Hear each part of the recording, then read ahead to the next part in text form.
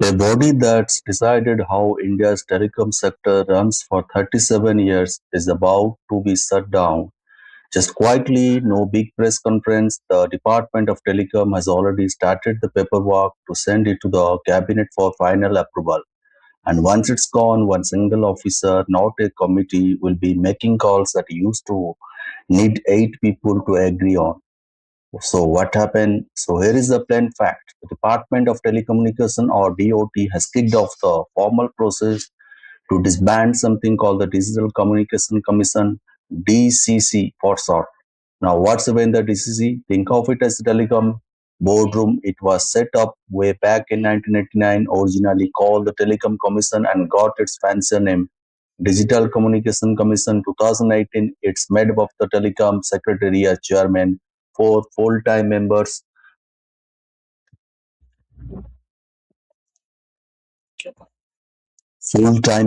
who are senior government secretaries with the telecom department, and four-time part-time members pulled in front of other department, finance, electronics, and IT, industrial policy, and Niti Aayog, which basically the government's in-house think tank.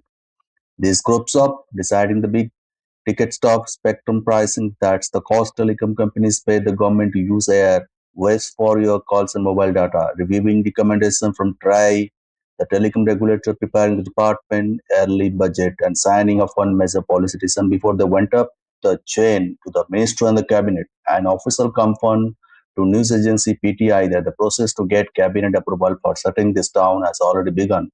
So why now? Okay, so why kill a body that's been around for almost 4 decades?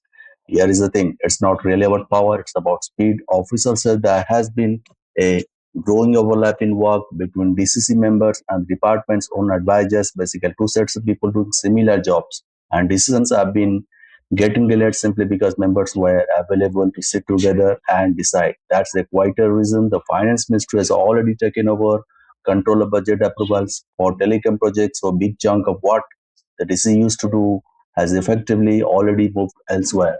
The commission was to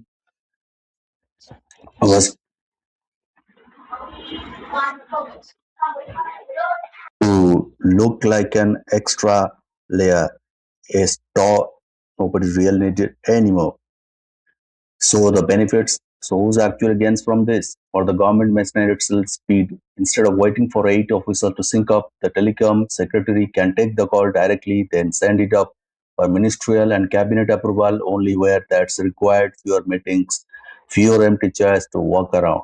Faster movement on things like spectrum decisions for the telecom industry, potentially quicker clearances, companies waiting in policy calls that affect billions of rupees investment won't be stuck behind a commission that couldn't always get its member in one room.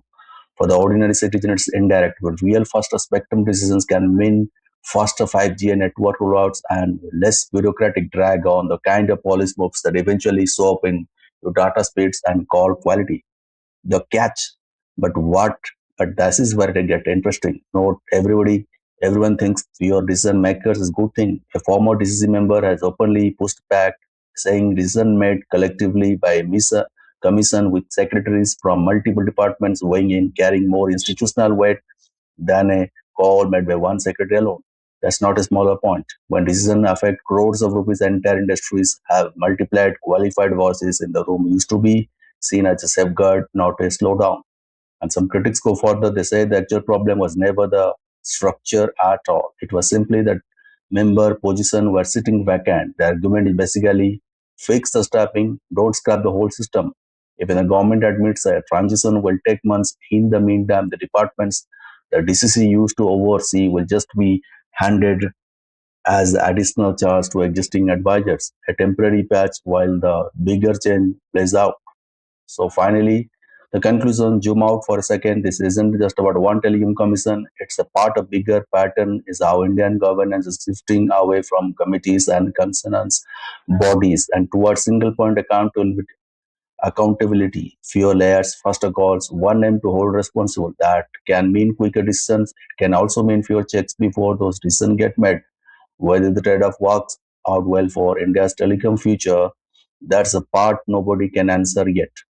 Subscribe if you want. India policy shift explained before the headline confused if you want more than they help hit subscribe. This is India Explained. Thank you.